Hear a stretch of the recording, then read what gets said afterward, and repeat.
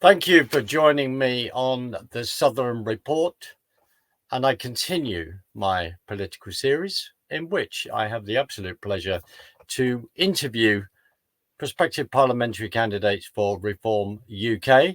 And I am now going to bring on another candidate, which is Emma Guy, who is the prospective parliamentary candidate in Mid-Cheshire. We will do our wonderful normal geography lesson and explain where that place is. Emma, thank you for joining me. It's lovely to meet you via the digital medium. So thank you very much indeed. Thank you for having me. No, not at all. So Emma, if we can start off with our usual geography lesson, do you mind? So we can then place where the country is, place where the constituency is, and then go from there. Be great. Yes, absolutely. I am standing for Mid-Cheshire, and it's actually a new constituency. In fact, there was the same constituency in the late 1800s, and it is the new boundary, and it actually incorporates three of the major salt towns in the middle of Cheshire, which is Northwich, Middlewich, and Winsford. And what we are in this area is well known for the salt, but also for our waterways as well. So we're very connected to the waterways. So when you say very connected to the waterways, are you talking canals, barging, Yes. that? So are you part of the three-ring circuit? Yes, we are. Yes. Right. I've done that circuit a couple of times many moons ago, and there's a lot of happy memories for doing that. So Emma, thank you. So what makeup is the constituency? You've just described the waterways and how traditionally there is, of course, freight, coal, etc. Yes. would have been timber would have been moved on those waterways. And if I remember, there may be even the Hare Castle tunnel around that area, and a lot of locks, as we would say, where we're raising and taking the water down for the canal barges, which is brilliant. So what is it made up of? Towns, urban area, farming area? What's the makeup of the area there, Emma? So the makeup really is mainly of towns and local communities, but also there is obviously the Cheshire Plain, which sits around us as well. So there's quite a lot of farming. We do have the Anderton Boat Lift, which is in Northwich, which just sits a little bit out of my constituency, but it's very well known for lifting boats from one canal or river to another. Brilliant. So Emma, as you're in the middle of your campaign. Yes. We've got this election on the 4th of July. You've hit it with the ground running, I'm sure. So what concerns are the constituents? What concerns are the people bringing to you in your constituents? What are the discussions that you are having? Yeah, I mean, there's a number of things actually. It starts really with the national issues. However, in my local area, we are actually known that the three salt towns, my strapline is Uniting the Salt Towns, is we're known as the Cinderella towns because we actually do struggle to get a lot of investment in our area as well. So there is issues within the Mid-Cheshire area from transport. In Middlewich, we have a campaign that's been going on for a many number of years with regards to a station in Middlewich. The lines are there, and actually it would connect 27 different towns. Yes, it needs investment, but it doesn't seem to be going anywhere at the moment. In Winsford, we have issues with regards to there isn't a town centre toilet that people can use. At 7 o'clock at night in Winsford, you can't get a bus anywhere. So if you're a shift worker, you have to get in the car and drive to your work, which actually really isn't good for the environment either. And then in Northwich, we've got quite a number of issues with investment, that we've given investment within our town to Barons Quay. However, those industrial buildings for commercial let have been lay empty for a number of years. And on the back of that, we have housing. We decided to build a massive, great big apartment block right in the middle of Northwich. It has 74 apartments, and 2 of them have been let in the last 4 years. So there's quite a lot that happens here in Northwich. And I always say that this area actually is the centre of the universe. And the reason why I say that is that the HS2 when I was a parish councillor, actually came across our desks when it first got announced. And I think that was about 23 billion. And now I think we're into about 111 billion. We had the incinerator where I was involved as a parish councillor. I sat on the inquiry that we had 25,000 signatures to stop the incinerator being built. And actually, central government went ahead and built it anyway. And of course, we have our salt mines and we have gas storage down there as well. So everything seems to happen in the Mid-Cheshire area. That is wonderful, and thank you very much for saying it. Just describing that. So, are your constituents able to access GP appointments? Because that is a huge national issue at the moment. Are you having those discussions? What about educational resources? Is there enough resources for that? School places, hospitals, infrastructure? Explain that. Yeah, we are experiencing the same issues with regards to GP practices and not being able to get appointments. But that actually has a knock-on effect with regards to the hospitals as well. We are seeing that the waiting lists in hospitals. I had an email the other day from a lady who actually her husband was sat in A&E for 16 hours, and actually if he'd have gone to see a GP, he would have been able to be seen relatively quickly if we'd had an appointment, and would be already starting to get better as well. So we have a huge weight on our GP appointments there. You mentioned about education. I am really a strong advocate for education and our future generation, and it's something that I talk about a lot in my public meetings. Before obviously the election was called, along my campaign, I've actually been with the party for 2.5 years, so I've been doing public meetings for 2.5 years. And what actually happened was our local council actually sold off the local college ground and to build houses, and there was 2 impacts there. The first was the builders then started to build on that land and actually went bust, and some of the local people in this area have actually lost their deposits. But the second and the most important part was actually we have let our children down, because the children, my younger son, who wonderfully helped me to get on to StreamYard before, he is just literally yesterday finished his A-levels, but he was very fortunate to go to Sir John Dean's.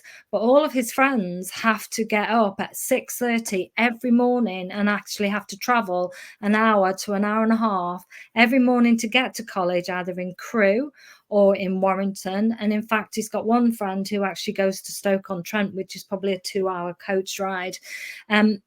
And then they're having to wait around. If they've got only 2 lessons, they have to wait around till 4:30. They're not home till 6:30. These children actually need their help and support, but also they need their sleep as well. They are working probably 12, 14 hours. So I'm a great advocate that what happened to our colleges for apprenticeships, we've lost that ability to, where's our next roofers? Electricians, mechanics, plumbers, all of that apprenticeships that we used to have. And we went down this path of, well, actually, we need to all go to university, and actually not everybody should be going to university, because we need the infrastructure with all of those tradespeople as well. A number of questions here. So what about, quite rightly, you're naming that. Sadly, young people, well, no, having to get up early, and if we then work out traveling time, if some people are spending, some of them are spending 4 hours a day traveling there and traveling back. Being an ex-teacher, I completely sympathize with that when they're actually then in the classroom. So what about public bus services? What about transport services? Are they good enough? Is there a strain on there? Do you need more buses, etc., etc.? And why, when you talk about your brilliant son who helped you come on StreamYard, why was he accessing that? Why could they not access the same educational facility? Is that because the numbers aren't there, the places aren't there for his friends?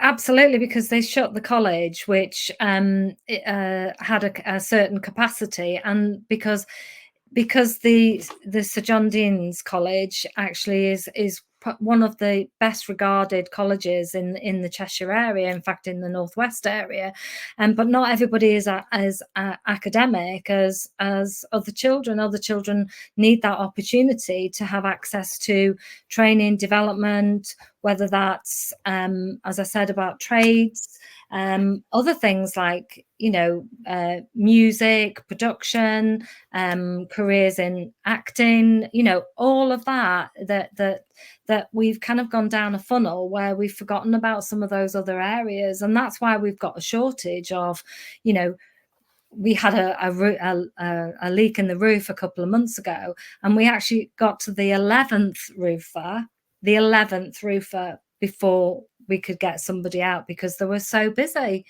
And, you know, you talk about the buses. I mentioned before about Winsford, that after 7 o'clock every evening in Winsford, there is no buses. There's no buses to go back and forth to work, to see family, to friends, to go out, etc.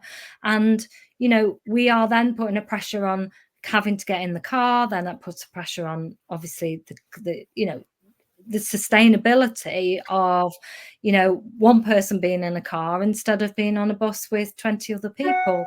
I think it also goes down to the funding element as well. You know, we know that the funding element is quite squeezed, in not just in our area but in every area as well. So we're trying to find, or the local councils are trying to find cuts wherever they possibly can. So if a bus is full to capacity between say 9 and 5, then it's costly for them to put obviously another bus on. So and I understand that, but then you're starting to starve off some people who can't be part of a community.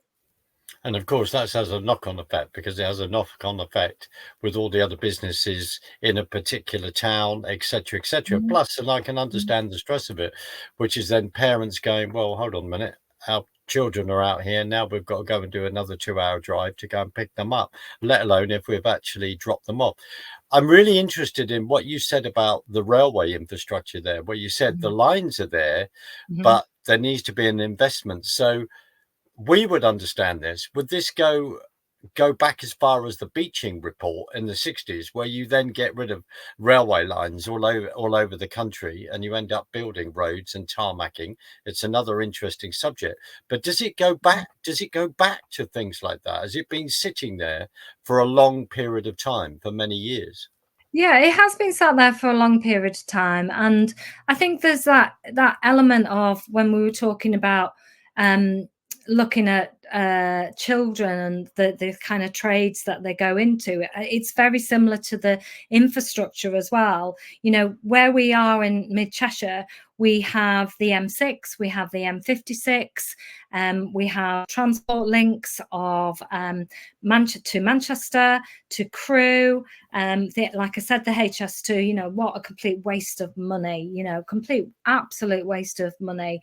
And, you know, for people in Mid Cheshire, it would take us longer if the HS2 had been built to get to Manchester or to Crewe and then get to London. So for us in this area, it was completely a no-go. And also the train lines were going over gas storages. So, you know, that was one of the things when I was a parish councillor, we fed back that said, look, you know, is this really viable, and also is it, the infrastructure, is it stable enough to take a HS2 train? But I think there is that narrow-mindedness of saying, well, okay, we'll just starve off some of the other lines. We only need to look at some of the lines towards Norfolk and Whitby and all of that's kind of been stopped. But it's really interesting. I was actually speaking to the former Middlewich mayor yesterday, and he said that, I mean, it would take a lot of investment, but nobody really had the appetite to push that forward. But when you looked at the infrastructure and you looked at places like Sandbach could be connected to Middlewich could be connected to Manchester, and actually much more cost effective than actually getting in a car, having to drive there, maybe being stuck in traffic. And the lines are there and they're usable, but there is no station there. So and these are things that bring the community back together again, is things like this, that people want to go to places. A lady last night, I had a public meeting last night, and she said to me, Middlewich is the forgotten town. And it just made my heart sing, because I just thought, what are we doing to some of our towns just in our area, never mind across the country? HS2, can you explain what HS2 is? And I'm not surprised. I know that figure, 25, million plus, and then there's the figure of 100. Could you explain that? And could you explain why it would take longer to go to Manchester than coming to London, etc., etc.? So at the moment, we have Crewe station, which is probably our closest, that takes us direct to London. Now, what HS2 was proposing to do was to actually go past Crewe. So therefore, we in the mid-Cheshire would have to take, probably, depending on traffic, again, I mean, it took nearly an hour and a half to get into the centre of Manchester the other week. Typically, it would take about 45 minutes from here to get into the centre of Manchester. Then you've got to pay for parking in Manchester, and then you get a train, which is 20 minutes faster than the one that you would go to Crewe, and Crewe's only probably 25 minutes away from here. So the logistics of it just didn't add up to us. And that's, it wasn't just this area that actually was against it. It was quite a number of the areas in the northwest because of that reason. They didn't. One of the things that I always talk about is, I think they should have started it in the north and understood the north. And today I was speaking to someone, and that they were saying, well, why don't we get the same funding as London do? And that is part of the issue here, is the funding starts there and then comes out, and all this leveling up, and you can physically see it in mid-Cheshire, in the Cinderella towns that I am standing for, because they've been forgotten, absolutely forgotten. You have just preempted my next question. Do you feel that this country is two countries? You've got London and then the rest of the country. And I don't want to put words in your mouth, but I think you've already actually, to be fair, expressed that. How do you feel about that? I think the words leveling up is, I think for me, is very buzzwords. I don't think there's enough action to say that anything past Watford Gap. We only need to look at our Cheshire West and Chester council, that when you look at the funding, we used to be, actually, I'll just go back a little bit, we used to be called Vale Royal Borough Council, and then we got broken up into two councils, because guess what? They said that it would be cost effective. So we got broken up into Cheshire East, and we got broken up into Cheshire West and Chester. And when you look historically, since that actually happened back in about 2010, if I'm correct, is that Chester's actually had more investment because it's a much more affluent area than what the other areas have had. And that's not to say that we don't get investment, we do, but because of the waterways, we have in Winnington, we have the best part, I think it's about 2,500 homes being built. And we have one single track swing bridge that brings from one section of Cheshire to another section of Cheshire, and populations where that swing bridge is under huge amounts of pressure with regards to traffic and infrastructure and everything else. And we were promised by the developers that they would have a bypass over there so that we would be able to save that swing bridge. And quite often that swing bridge breaks down, and therefore that the whole of the town actually just, it's gridlocked. And again, it's sad. You're saying that there is another promise. Yes, there's yet another promise that's been broken. There is yet another promise that has been broken. Just for me, did you feel, you said a very powerful thing, which is actually HS2 should have started in the north and come towards London. Does that mean, I'm sorry if it sounds repetitive, that you just feel that you're not being consulted where you are, not being, is that how people feel? Well, go back to the example of the incinerator. You know, we went through a consultation period. I was involved in as a parish council, but I was also involved in the group called Chain, so Cheshire Against Incineration. We managed to stop the one that was going to be built in Middlewich, but we couldn't stop the one that was being built in Northwich, despite, you know, the amount of feet on the street that the team actually at Chain did. We got over 25,000 signatures that said we did not want this in our town. And that's not NIMBYism.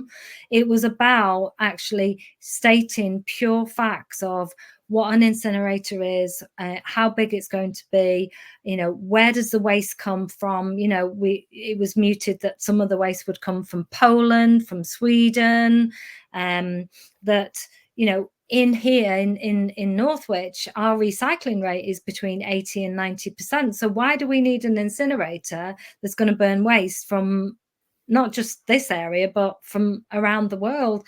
And, you know, we were very strong as a team and said, look, at the inquiry, we don't think this is good for the area, but secondly, it's not good for health. So one of the people on Chain actually used to work in the incinerator industry, and we gathered a lot of information about living downwind of an incinerator and what the health risks were. And when we provided that to the committee, well, they took it to central government. Central government said, no, you're having it. And, you know, I only need to look out to my bathroom window now, and I can see the cranes, which is where the stacks are going to be. And it's massive, absolutely massive. And we talked about infrastructure before, about transport. You know, there is going to be between 11 and 15 lorries every single minute going into that incinerator. Again, the roads are not capable of looking, you know, for that kind of mass of lorries. So to go back to your question, we sometimes feel like we're listened to, but then when we think we are, we've kind of gone, no, we're going to do it anyway. And I just think, you know, we really do miss out in the north, and the north are very passionate. The people of Mid-Cheshire are very passionate. They believe in the community. They believe in people looking after each other. You know, we didn't need COVID and the pandemic for that to happen. We've always looked after each other in this area. And I think that's the bit that really, when I spoke before about, you know, it's the national stuff that's feeding down into our individual cities, towns, communities, that people are feeling, you know, the taxes, the cost of living and everything else. Are you engaging you've described it as towns. Are the green issues affecting you? Is there a big push for solar panels, wind farms, all this kind of thing? It might be on the periphery of your constituency, but are those issues going on? Yeah, so we have our history as well within the towns are ICI, so a lot of chemical industry, and of course, obviously, ICI have given off some of the land for housing, etc.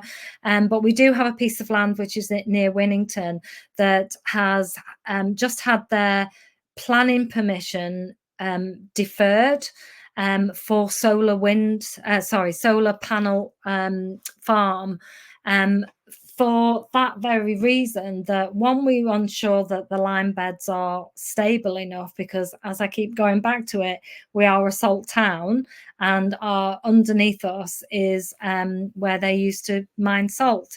The lime beds, we don't know what is coming out of the ground with regards to the chemical stuff that was working in there, or when the chemical works were there. The houses that were built on top of there, they were asked not to grow anything for 2 to 3 years in their gardens. Wow. For that reason. So so a lot of the councils actually were up in arms with regards to this solar panel farm, and it has been deferred. It's literally only the last 4 or 5 days it's been deferred. And look, I'm not against looking at things that can help us in the future with regards to energy and waste and everything else, but I think some of the issues that we're facing at this precise moment in time is being really pushed upon us rather than being consulted to us and saying, well, what do you think? Could you describe what a line bed is? Excuse my ignorance. I do apologize. Right. Okay. It's I might sorry to put you on the spot. So lime beds tend to sit around kind of chemical works and stuff like that. So there'll be overspills of within the ground. So they're very unstable. So, and they tend to have quite a lot of wildlife in them as well. So there could be newts and things like that as well. So it's very much to do with the chemicals and the salt town. I'm not very good at explaining that. No, not at all. You've given a brilliant idea. I think one of the most important statements you made in regard to that was saying to people in their new build houses, don't grow anything here for 3 years. And why? Emma, I think what would be really good at this point is for you to give out details how people could contact you. Yeah. And that would be really good. So how can people contact you? So you can contact me via my website. It's emmaguyreform.co.uk. I also have a Facebook page, which is Emma Guy Reform. I'm also on Twitter, Emma Guy Reform UK. I do have a WhatsApp group as well, that if anybody comes and emails me or wants to support me with leaflets, I have a group of about between 20 and 25 people on there that we're actually coordinating leaflets and things like that at the moment. I do have hustings coming up. I have public meetings coming up. I've also got radio interviews as well as with yourself, your wonderful self. So yeah, just get in touch with me. I answer all my own emails. So if somebody does contact me, please bear with me. I will get round to you eventually. Emma, brilliant. Thank you. So what radio interviews you've got coming up? That's excellent. That's excellent to hear. So we have a local community radio called Radio Northwich. So Mike Cooksley, the show is actually called Northwich Now. So it's very much about current affairs, politics. I have been on his radio show before when I first announced that I was joining the party about 2.5 years ago. I have been on other radio stations as well. I have an interview with, actually last week I was actually on BBC TV, and I potentially got another interview with them coming up as well. Brilliant. So the hustings, does it mean that you're able to get into, say, colleges, schools? I know if we're looking at children who are just turning 18, they're gonna have the opportunity to vote for the first time in their life. So Yeah. does that mean you're able to go into those places and engage with them? Yeah, so some of the hustings are in churches, our local churches. We have one in Winsford, which is the climate change debate, and that's in one of the colleges in Winsford. And then we have one, which is the main one at Winnington Rec, which is supported by Radio Northwich and Northwich Guardian, the newspaper as well. So, so there is a wide range there. There's also opportunity to connect with people via obviously Facebook and social media as well. So my wonderful son, he's been telling everybody to vote, because ironically, or nice, or whatever way you want to call it, the first time he's going to vote, he's 18 years old, my name is on the ballot paper. So he's been telling everybody the last few weeks, you need to register to vote. And for me, my heart sits in the community, but also my heart sits within the future generation. We've got to look after our future generations. It's lovely what you've said about your son and your son doing that, because I have to say that some of the young people I have met to encourage you by doing this are incredible. I think they are incredible, especially when young people get a bad press in certain quarters. And it's something that we have to remind ourselves, because I think there's some incredible parents out there doing an amazing job as parents. And so brilliant. So hustings, radio interviews, is there any are you getting articles in the local paper? Have you had any articles in the local paper? Yes, I've had a few in the local paper. I am very well known within my area because I'm known to get things done. When I was a parish councillor, we tried to get a playground. They'd been trying to get a playground off the ground for about 10 years. And I came in and I went, right, where's the issues? What do we need to do? And we had it up and running within 3 years. So so people do know me in the area. I am involved with a lot of community stuff and charity stuff as well. So again, people know me from that. I'm a breast cancer survivor, so I'm an ambassador for Prevent Breast Cancer. So I do a lot of speaking and raising awareness, and also obviously raising funds. I'm also the chair of the board of trustees at Halton Haven Hospice, so end of life care. And also in my local area, in the Northwich area, I've been involved in making Northwich dementia friendly. So a group of like-minded people who we're now dementia friendly trained, but getting businesses on board as well to help the town to navigate people who do have dementia. So I was as I said, parish councillor for 10 years. I was a special constable in the Cheshire Constabulary in the early 90s. So my grandma always said to me, God bless her, before she passed away, she always said, give something back to the community because it will fill your heart with joy. And she is absolutely 100% true.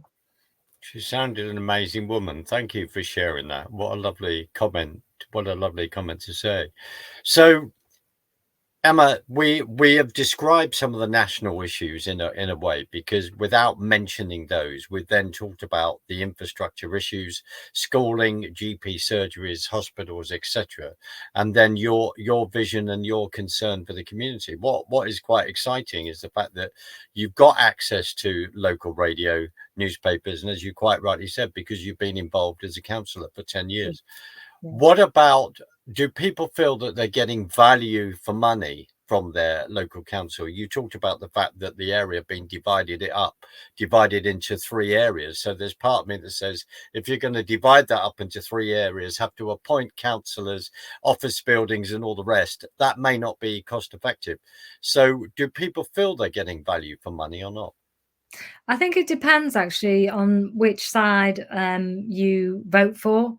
As I said before, when you look at some traditionally, actually, if we go back a little bit, this area has actually gone conservative Labour, and in the early late 1800s, there was a mid-Cheshire area which actually incorporated all of the salt towns, and then they broke it all up into different boundaries. Now, I think it goes back to, you know, where does the investment actually, where did they deliver that investment? And for me, it's about, we've lost vision in our local councils. You know, in Middlewich and Winsford and Northwich, as I said before about, you know, the ring of rivers and canals, you know, we are so connected by that we should be capitalize on that from a tourist industry point of view. You know, in Northwich they talked about making turning some of the shops around to face the river, to, you know, to build that infrastructure, but then they shut down 2 of the hotels. So there's no, you know, you can't bring people into the towns without them having somewhere to stay as tourists. I mean, I've always thought that this area could be just like a little mini kind of Stratford upon Avon, where people would want to come to, you know, have a river cruise, have nice, you know, shops to visit, and, you know, because the people are so welcoming and they're so friendly around Mid-Cheshire. And we've got outer things like you know, we've got a lot of Cheshire Farms, and we've got the Cheshire Show, which is literally just down the road from me. We've got ice cream farms, all those kind of Cheshire-based and Cheshire food, drink, wine. You know, we've got a wonderful new farm which is not in the constituency, but not far out of that, where everything is from farm to plate. And, you know, they sustainably go and find the nearest place that has wine, or nearest place that has, you know, vegetables, etc., etc. So everything is brought as closely and as sustainable as possible. And that's what we're like in Cheshire. We are very productive in that way, that we find our resources quite close. So when we're being dictated to say, well, actually, no, you're going to have the waste from Poland, we kind of go, well, hang on a second, you're penalising somebody who's doing a really good job in this area. Absolutely. And you know, I commend you for your passion. I really Thank do. you. It's fantastic to hear that, and also the way that you have described. This is your area. This is where you live, and the disconnect in regard to the decision making that goes on. And quite rightly, you make those comments about HS2. It is a little bit of well, it's just appalling, because it ends up how the waste of money, but we all know how these things quadruple, etc., etc. I'm the Mid-Cheshire candidate for Reform UK. We are bringing the salt towns together, and we are uniting the salt towns together. And that means that Winsford, Middlewich and Northwich will be part of the constituency. And we are a very proud area. We're proud of our heritage from a salt mining point of view, but we're also very proud of our waterways as well. And we need to capitalise on that. And we need to stop being the Cinderella towns, and we need to be going to the ball. Brilliant, brilliant. And I've just got one question about the canals, which I do love. Are they in a good maintenance position, or is there maintenance that's desperately needed in that situation? Actually, they are in a good maintenance position, because we do have obviously the waterways here. We have the actually there on Saturday we have the Middlewich Boat Festival every year, and that brings in so many people and so many boats as well. So you know, you can hire a canal boat for an hour, 2 hours here, or you can take a boat and go off, you know, for a couple of days or a week or whatever the case may be. So, you know, it's part of our heritage in this area, that we are connected by the waterways. Well, I highly recommend the 3-ring circuit, and in fact, it spurs me on to think that maybe it's something I need to come and do fairly soon again, and relive Yes, I mean, quite come a. say hi to us. That would be absolutely brilliant. Emma, I just want to really thank you for joining me. Sorry about the technical thing. It's all I right. will work that out. But thank you very much for joining me and for being so passionate about your area. Thank And you. I don't blame you one iota, because it is a beautiful part of the world. So thank you very much. I'm going to play us out. I'll say goodbye to you on the other side, and just say once again, thank you very much indeed. Thank you.